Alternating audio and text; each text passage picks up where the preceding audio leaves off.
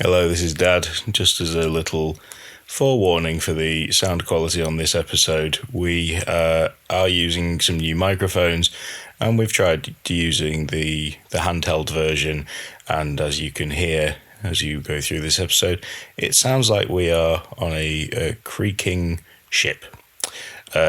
We will be moving to using the mics on stands from now on.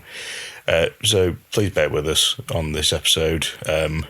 Also, we were kind of getting over a general household lurgy, so if anything feels slightly low energy, that's probably why. So we will sort out and become better at using the mics and won't have this sort of sound issue again, he says, hoping. Enjoy. Literature. Pages. Authors. Reading things. The Book of Dad and Sybil. I'm Sybil. And I am Dad. And on today's episode of the Book of Dad and Sybil, first of all, Cosmogramma. we're going back to Cosmogramma, but we're going back to Cosmogramma with some real high fidelity audio quality due to some yummy new microphones that we got from Christmas. Father Christmas time. Old Father Christmas Frostman gave us some microphones, and now we sound great. We sound good. And who knows, that might make me sound like I make more sense. Yeah, no. Sybil, That's not possible. no, it's not, is it? We've gone for one of the stories from Cosmogramma, which is a collection by Courttia Newland. Matter. Yeah, called Dark Matter, which I think is a really... it's one of my favourites, I think, from... I've still not finished Cosmogramma because I've gone off to read different things, and because it's all short stories, it's quite a good one to dip back in and out from. But this one sticks with me. I really enjoy it. Sybil, you've got 2 minutes to summarise the story for me.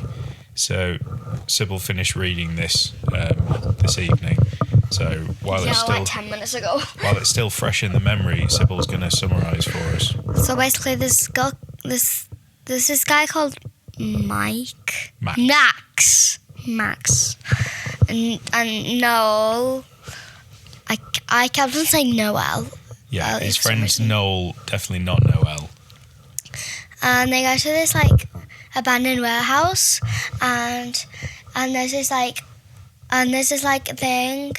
It's like in a human shape, like a bit, and it looks like it's oil. It's like the absence. It's like nothingness, nothingness taking human form. Yes, and then it eats Noel. I mean, it doesn't really eat them. Oh, I think we can talk about that once we go through the plot summary. And then Max runs away. He's very scared.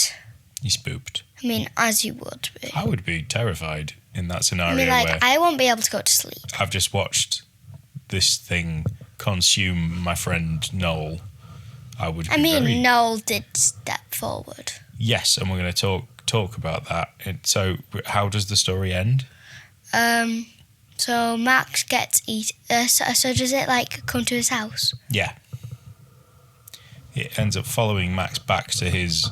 Yeah, but it doesn't. It doesn't follow Max immediately. So Max runs away from the creature when it's consumed Noel, and he's running away, and he looks back, and it's just kind of stood there with its arms open wide, but not following him.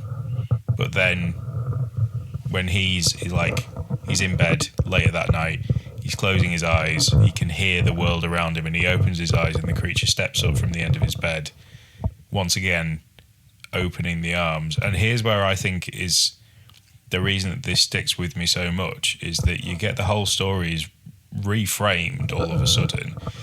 Because when Max watches it consume Noel, it does say at that point that Noel steps forward and takes the creature's hand, for want of a better word, the thing that would be its hand.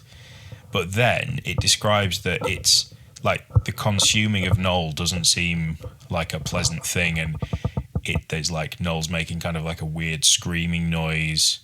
But then when it's at the foot of Max's bed, Max gets this feeling of like a compulsion to kind of approach the creature, whatever it is. And as he is consumed by the creature, he doesn't feel any pain and he doesn't feel any fear. He feels this massive sense of relief. And he realizes that the moaning that he heard from Noel as he was being consumed was actually that same feeling. So where does he end up? Like I don't know how to describe it. I think there's like a path or something, or it's all just white. There's like a strange kind of purple and white landscape. There's some things in the distance that might be towers, but on white sand against this kind of purple sky, and we've got a set of footprints that is leading away from the spot that he's entered, and he follows them. But I just think up until that point, we get Max is a graffiti artist, not just a graffiti artist. Max is an artist. Yeah, but why? How does that relate to the story? I think because what Max likes to portray in his art is space. He likes to kind of show like things around space, like galaxies, nebula, stars. That's a lot of what he likes to do in his art. So I suppose it's his way of expressing himself is through this big like macro idea of things in the universe. So I suppose it also, I think once again, it humanizes the character. It's not just like, once upon a time there was a boy, he met a dark monster, and then the monster got his friend. But we're allowed to meet these characters and feel like we connect to them on a human level. Like the friendship between Max and Noel, I think is really nice. Mm-hmm. Like it feels very genuine. And so then you get the real emotional kind of bit where we think that Noel's been got in a sort of slight... wait, so does Noel go to that like place? Yeah, well, I think that's... So does Noel like art then, or something? I don't know if it's necessarily that Max is there because he likes art. I don't think that's why the creature's caught him. But Noel is the first one to find this creature, and then he says, Max, you're the only person that I can show because everybody else is going to ruin it. So I think there's I don't know, I guess how do you think you would react if you... I'd scream and run away. Yeah, scream and run away. Yeah, but... And do you reckon I think a lot of people would immediately go and try and tell some, an authority figure. Yeah, I probably would. A parent, a trusted adult. I think that's a very reasonable response to have. But I think Noel has the idea that Max won't do that. He thinks that Max will appreciate this thing for... Noel clearly thinks it's very beautiful. And I think he knows that Max will have that same sensibility towards it. So I don't think it's necessarily that... It's maybe not that Noel's an artist, but it's that Noel appreciates that beauty and mystery, and Max does the same. And so, yeah, I think he's in the same place because I think those footprints that Max then follows belong to Noel because he describes them as having trainer tread in the footprints. And I think they reference his trainers, Noel's trainers, when he visits Max in his room earlier on. So I think the idea is that the two of them are ended up in this world together. And I also like that we don't explore the world. We're just we get this description in very broad strokes of what this place looks like, and then we leave the character to go and explore it. It's very short. It is very short, but once again, I think that it's very fast paced up until the last page, when Max is also being consumed and realizes that actually this is a positive thing, not a negative thing. And so it's almost like it's ramping up to be one thing, this sort of tense thriller of the chase, but actually that's totally not what it is. So yeah, it's even in the context of Cosmogramma, it's shorter than some of the others, isn't it?